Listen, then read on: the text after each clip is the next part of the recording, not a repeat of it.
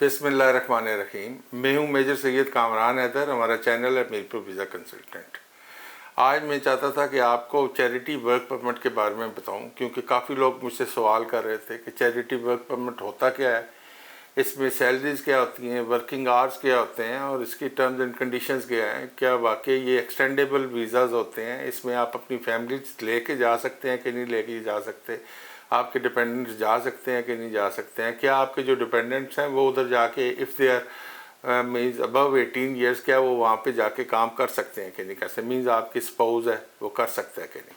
तो मैंने कहा इस पर एक डिटेल्ड वीडियो बनाऊँ, आपको इसके बारे में समझाऊँ चैरिटी चीज़ क्या है, क्योंकि चैरिटी के साथ आता है लिखा हुआ चैरिटी वर्क परमिट, तो लोग ये समझते हैं कि शायद इसकी कोई सैलरी भी होगी, ये एक्सटेंड भी हो सकेगा कि नहीं। और मार्केट में जो लोग बैठे हुए हैं और लोगों की ना जानने की, उनको इसके बारे में इंफॉर्मेशन ना होने की वजह से उनको जो है वो गलत किस्म की इंफॉर्मेशन देते हैं। तो सबसे पहले तो मैं आपको बताता चलूँ कि चैरिटी क्या है। ये एक अनपेड वर्क है। अनपेड का मतलब जिसकी कोई भी आप तनख्वाह नहीं देते हैं, जिसको पे नहीं किया जाता है। यूजुअली जो है ये फंड रेजिंग के लिए होता है, और फंड रेजिंग किसी भी चैरिटी को चलाने के लिए या उसकी एड के लिए होती है। अच्छा जी, अब हम आते हैं कि चैरिटीज़ करती क्या हैं। चैरिटीज़ जो हैं वो लोगों को इकट्ठा करती हैं, ऐसे लोगों को करीब लाती हैं जिनका इंटरेस्ट होता है कि वो अपने माशरे को, अपनी सोसाइटी को बेहतर करें।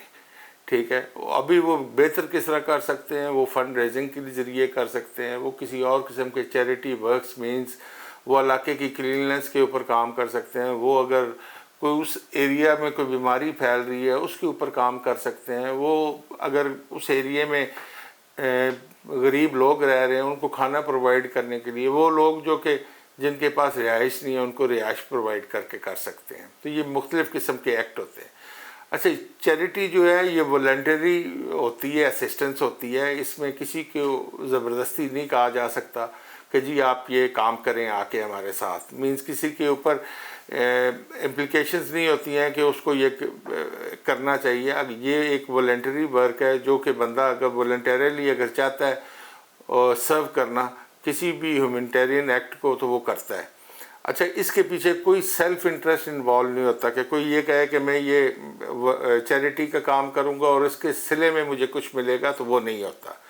अच्छा जी, सिंपलेस्ट फॉर्म चैरिटी वर्क की जो है आप अपना वॉलंटियर करते हैं, अपना कुछ टाइम और अपने रिसोर्सेज जिसके थ्रू आप किसी को बेनिफिट करते हैं, और ये बेसिकली एक अच्छा काम है जिससे आप अपनी कम्युनिटी को गिव बैक करते हैं। मींस आपके पास अगर पैसा है, टाइम है, तो आप उन चीज़ों के ज़रिए अपनी कम्युनिटी को गिव बैक कर रहे होते हैं।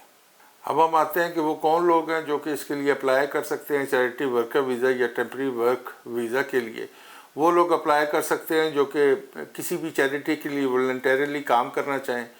उनको मीट करने की कुछ रिक्वायरमेंट्स होती हैं, और वो जो एलिजिबिलिटी रिक्वायरमेंट्स हैं वो जो है उसमें जो चैरिटी वर्कर वीज़ा है उसके लिए आपके पास जो है बेसिकली स्पॉन्सरशिप रेफरेंस नंबर होना चाहिए। ये वो आपका स्पॉन्सर होता है, जो भी चैरिटी होगी वो आपको वो नंबर इशू करेगी।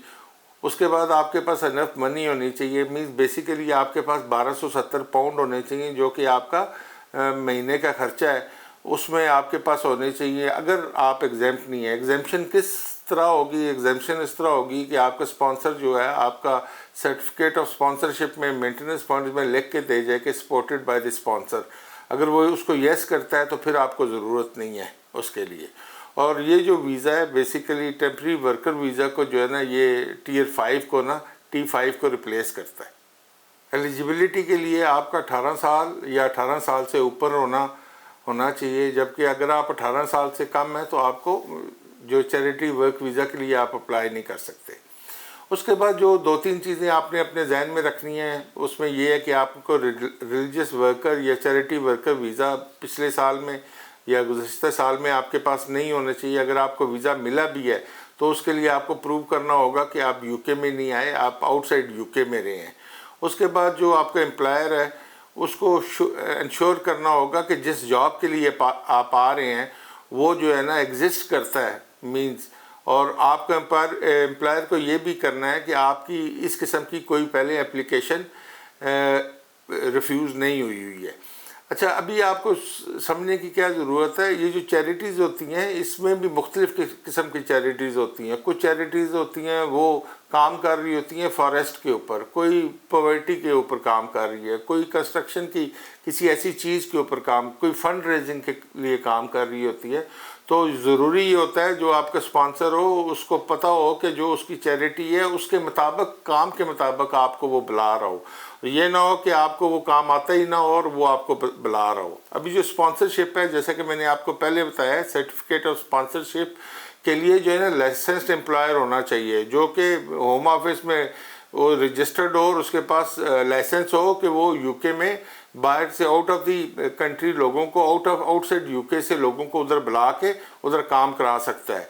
और वो जो काम के लिए आ रहा हो वो काम जो है उसको रिलेट करना चाहिए जो स्पॉन्सर ऑर्गेनाइजेशन है उसके काम के साथ। अब हम आते हैं कि सर्टिफिकेट ऑफ स्पॉन्सरशिप क्या चीज़ है। सर्टिफिकेट ऑफ स्पॉन्सरशिप जो है वो कोई पीस ऑफ पेपर नहीं है, ये एक यूनिक रेफरेंस नंबर है जो कि आपकी जॉब के मतलब है। वो रेफरेंस नंबर जो है आपने अपनी एप्लीकेशन में डालना होता है। उस रेफरेंस नंबर की वजह से जो आपका इमिग्रेशन है वो उसको पता चलता है कि आपके क्रेडेंशियल्स क्या हैं, आपका नाम क्या है, डेट ऑफ बर्थ क्या है, ये किसके है, वो उसकी नेशनलिटी क्या है, उसकी एज क्या है, वो किधर का रहने वाला है, वो किधर काम करने आ रहा है। ये वो तमाम चीज़ें होती हैं जो यूनिक रेफरेंस नंबर में आती हैं।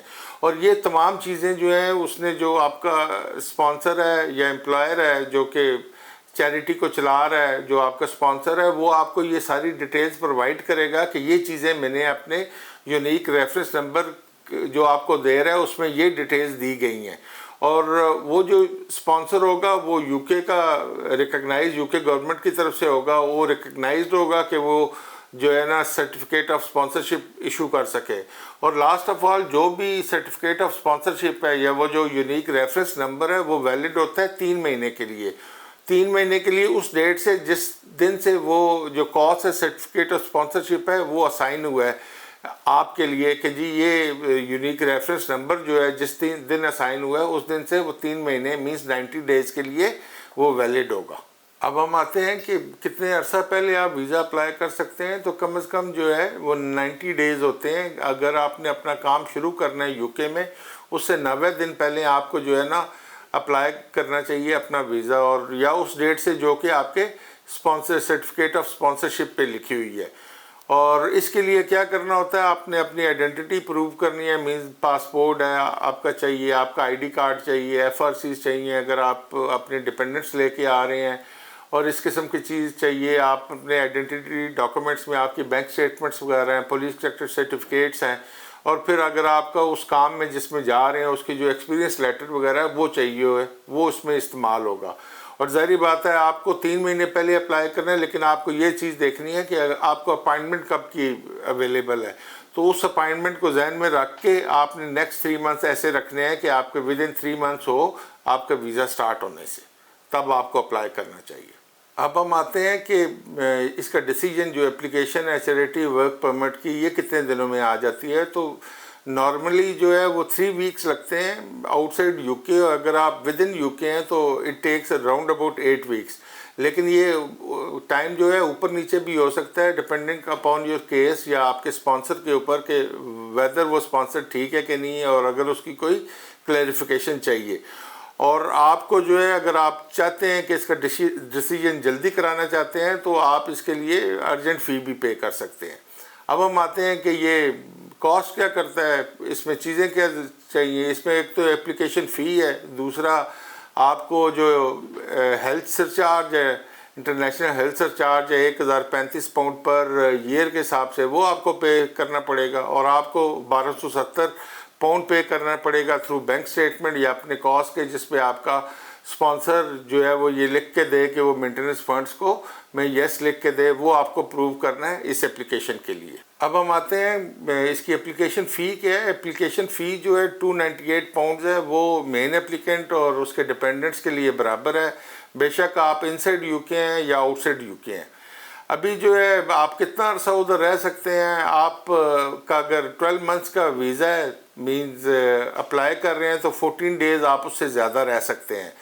ये before the start date of your job या after the start date of your job होता है। अब हम आते हैं कि आप चैरिटी वर्क परमिट में क्या चीज़ें कर सकते हैं और क्या चीज़ें नहीं कर सकते हैं। सबसे पहले तो आप स्टडी कर सकते हैं। हो सकता है कुछ कोर्सेज़ के लिए आपको academic technology approval scheme certificate चाहिए हो। आप अपने स्पॉन्सर के लिए काम कर सकते हैं जो आपके सर्टिफिकेट ऑफ स्पॉन्सरशिप में है। आप सेकंड जॉब भी कर सकते हैं लेकिन सेम सेक्टर में करेंगे और सेम लेवल पे करेंगे और तकरीबन जो है 20 घंटे उसके टाइमिंग होने चाहिए।